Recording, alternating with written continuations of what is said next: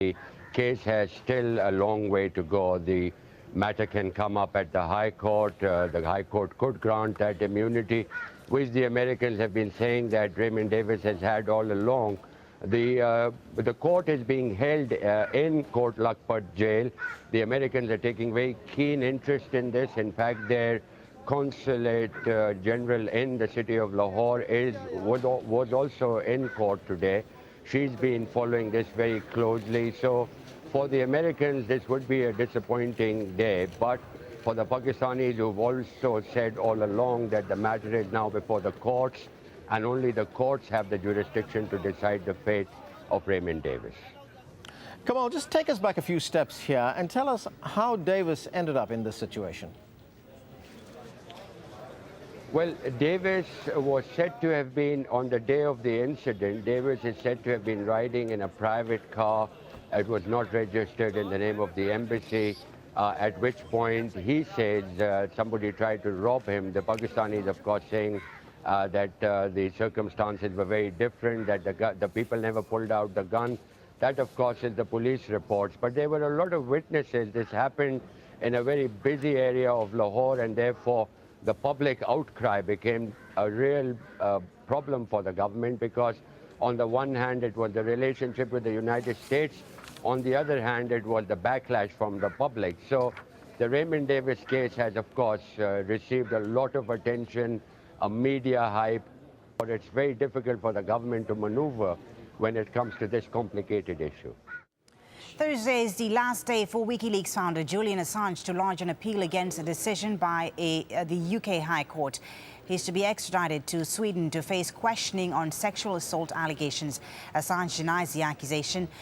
The British court gave the go-ahead for his extradition last Thursday. Meanwhile, the U.S. Army has filed an additional 22 counts against Bradley Manning. The soldier already faces 12 charges in connection with providing thousands of classified government documents to the WikiLeaks website. Nobel Peace Prize winner Muhammad Yunus has begun his fight against his sacking as head of the Grameen Bank. He was fired by Bangladesh's central bank on Wednesday. It says he violated the country's retirement laws. The microfinancier has filed a writ with Bangladesh's High Court challenging his removal. Malaysian opposition leader Anwar Ibrahim is testifying for the first time on Thursday in his second sodomy trial. The prosecution says Anwar had unnatural sex with a male former aide, punishable by up to 20 years in jail. He took the witness stand in what local media is calling a trial within a trial at Kuala Lumpur's High Court. Anwar is seeking to throw out DNA evidence produced by the prosecution earlier this week. He says it was obtained without his consent. 5 Australian former prisoners of war have arrived in Tokyo as guests of the Japanese government. They met the foreign minister as part of a drive to heal the wounds left by World War II. More than 22,000 Australians were kept as prisoners of war during that time. Japan has never officially said sorry for its treatment of them. I feel that the important thing is the practical apology, which is represented by our visit here and being looked after. I also feel that the network, the POW Research Network Group, have extended a wonderful apology to us over the years in the work which they've been doing. I do thank you very much indeed. The head of New Zealand's Civil Defence Authority says there's no hope of finding anyone else alive after last week's earthquake that devastated the city of Christchurch. More than 200 people are still listed as missing. 161 bodies have been recovered but haven't been identified because of their extensive injuries. Operations will now focus on recovering the dead. Now, it's less than 6 months to the Rugby World Cup in New Zealand, but questions are now being raised over Christchurch's ability to host any matches. Andrew Thomas finds out whether the players themselves are prepared for the competition. Training, but with a difference. For the Crusaders, New Zealand's most successful ever Super Rugby team, these are unusual times.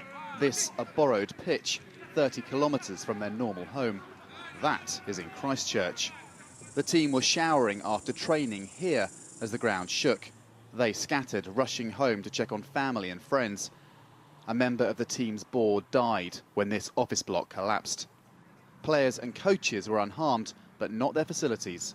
Potentially unsafe, the Crusaders' home stadium. It has yet to be checked for structural damage. Out of respect, last Saturday's away game was abandoned, but this Friday's home fixture can't be missed.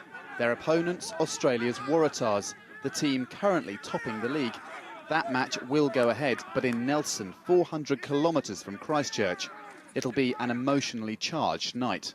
You know, emotion is both a good thing and bad thing. You know, we've got to be really clear that we firmly get our minds back on rugby and try to, you know, put that emotion to the side and really refocus on making sure that rugby is our priority. Christchurch's earthquake has big implications too for this September's Rugby World Cup. Key matches for that are due to be played at the Crusaders Stadium too, which, even as we filmed it, was hit by another aftershock. The stadium is quite modern. Engineers expect to find it structurally sound. But there are wider questions. Can a city devastated by an earthquake possibly host a major sports event just 6 months later? Well, I mean, we've been looking forward to it and we've been gearing up for it, and there's been a lot of investment in the stadium and in the city. We would still very much like to be a very big part of the Rugby World Cup. But hotels have been destroyed, likewise restaurants and bars. The city centre will be off limits for months. There is, though, hope. Cruise liners, for example, could be brought into nearby Littleton Harbour to accommodate fans. Commercially and psychologically, being in a fit enough state to host the World Cup by September would be a huge boost for Christchurch. But for an event of that size, 6 months isn't long, and the clock's already ticking. Andrew Thomas, AlJazeera, Christchurch.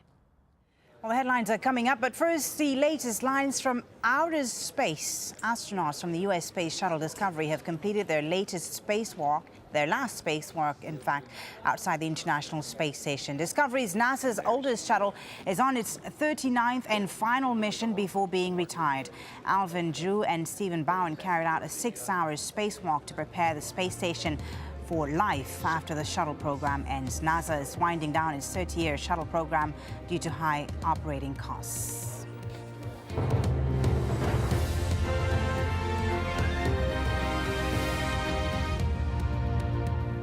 Thanks for watching Al Jazeera. These are the stories making headlines. There's been heavy fighting in the Libyan town of Brega. The area was attacked by pro-Gaddafi forces in a major counter-offensive to take back lost territory. But government troops were apparently unable to regain control of the oil-rich port. Now, Al Jazeera has been told that Colonel Gaddafi has accepted an offer by Venezuelan leader Hugo Chavez to try to mediate an end to the crisis. We've also heard that the Arab League has welcomed the offer. The League also says it could impose restrictions over Libyan airspace if fighting continues, but the U.S. Defense Secretary is warning of the gravity of such a move.